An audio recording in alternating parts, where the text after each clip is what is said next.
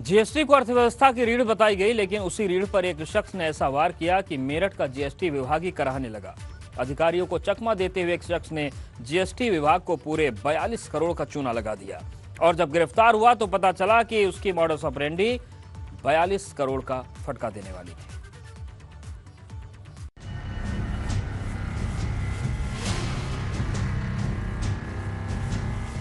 कई टैक्स प्रणालियों को एक करके जीएसटी लागू की गई थी और इसे देश के विकास का आधार बताया गया था। लेकिन इस सबसे सुरक्षित टैक्स प्रणाली में सेंध लगा दी गई है और लगा दिया गया चूना 1000-2000 का नहीं, लाख 2 लाख का नहीं, बल्कि पूरे 42 करोड़ रुपए का। दरअसल तस्वीर में दिख रहे शख्स ने कारनामा कर दिया और काफी वक्त तक जीएसटी विभाग को पता ही नहीं चला। लेकिन जब जानकारी मिली तो नोटों का जखीरा मिला। दरअसल गाजियाबाद के क्रॉसिंग रिपब्लिक में रहने वाला विकास जैन इस पूरे कांड का मास्टरमाइंड निकला। मेरठ जीएसटी विभाग ने एक ऐसे शख्स को गिरफ्तार किया जो जीएसटी में हेराफेरी कर करोड़ों रुपए कमा रहा था। विभाग को जब इस हेराफेरी की जानकारी हुई तो उसने पूरे मामले की जानकारी ली तो पता चला कि जिस कंपनी के तहत कंपनियों को करोड़ों का बिल दिया जा रहा है, दरअसल वहां माल तो लाखों में ही खरीदा जा रहा है। ऐसे में सवाल उठा कि आखिरकार जब कंपनी बिल्डिंग मटेरियल का सामान लाखों में खरीद रही है तो करोड़ों का बिल कैसे दे रही है। और इसी बात को लेकर के जब जीएसटी विभाग ने पड़ताल शुरू की तो पता चला कि गाजियाबाद के क्रॉसिंग रिपब्लिक में रहने वाला विकास जैन इस कारोबार को 2017 से कर रहा है। जीएसटी विभाग को लगाया 42 करोड़ का चूना। मास्टरमाइंड विकास जैन गिरफ्तार। काफी मशक्कत के बाद हुई गिरफ्तारी। फर्जी कंपनियों के जरिए लगाया चूना। हमारी मेरठ की टीम ने 8-10 जगहों पे सर्च की थी, जिसमें से जो मेन अक्यूज्ड है उसका विकास जैन, वो गाजियाबाद में रहता था। तो गाजियाबाद में उसके घर पर भी हम लोगों ने कार्रवाई की।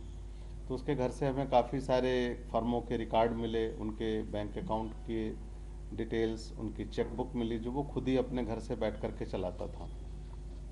इसके अलावा उसके घर पर हमको 2 करोड़ 23 लाख कैश भी मिला, जो उसकी जो पूरी प्रक्रिया थी वो उसको दर्शाती थी कि किस तरीके से वो फेक बिलिंग जनरेट करता था।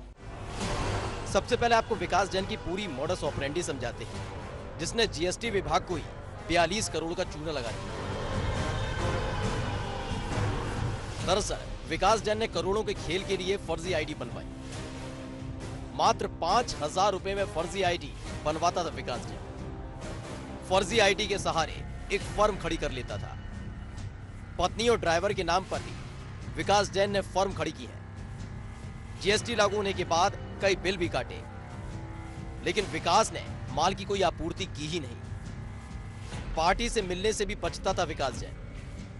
सिर्फ फोन पर ही विकास जैन की बात पार्टी से होती थी।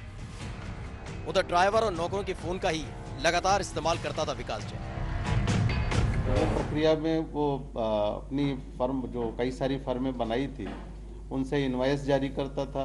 इनवॉइस के अगेंस्ट उसके उस कंपनी के बैंक अकाउंट में आरटीजीएस या चेक से पैसा आ जाता था। उस पैसे को निकाल करके कैश में रख के और वो वापस सर्कुलेट कर देता था और खुद कमीशन बेसिस पे काम करता था। नहीं तो जो आदमी अपने इनकम टैक्स रिटर्न में 5 या 6 लाख की इनकम दिखा रहा है, उसके घर पे 2.25 करोड़ के करीब कैश होना बहुत असंभव सी बात है। जीएसटी के जरिए देश की अर्थव्यवस्था को खड़ा करने का दावा करने वालों के लिए ये किसी सबक से कम नहीं है कि विकास जैन ने इस कारनामे को 1 या 2 दिन में अंजाम नहीं दिया था, बल्कि काफी लंबे वक्त तक वो फर्जी फर्म के जरिए कारनामे करता रहा और 42 करोड़ का चूना लगा दिया। जीएसटी विभाग की माने तो विकास जैन 2017 से पहले बिल्डिंग मटेरियल का कारोबार करता था, लेकिन 2017 में जब जीएसटी लागू हुआ तो उसके बाद वो आईटीसी समायोजन के तहत लाभ कमाने लगा। लेकिन विकास जैन ने अब तक कितने रुपए की जीएसटी चोरी की है और किन किन कंपनियों को करोड़ों का बिल दिया है, इस पूरे मामले की जांच अब जीएसटी विभाग कर रहा है और जो तथ्य निकल के आएंगे उसी के आधार पर विकास जैन के खिलाफ कड़ी से कड़ी कार्रवाई की जाएगी। मेरठ से वीडियो जर्नलिस्ट दीपक शर्मा के साथ बलराम पांडे, एबीपी।